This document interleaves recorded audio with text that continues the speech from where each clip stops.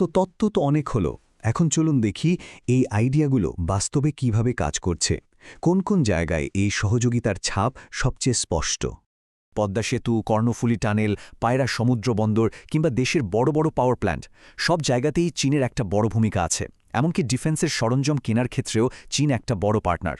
এই প্রত্যেকটা প্রজেক্টে কিন্তু বাংলাদেশের অর্থনীতির জন্য একটা লাইফলাইন, যা দেশের চেহারাটাই বদলে দিতে পারে।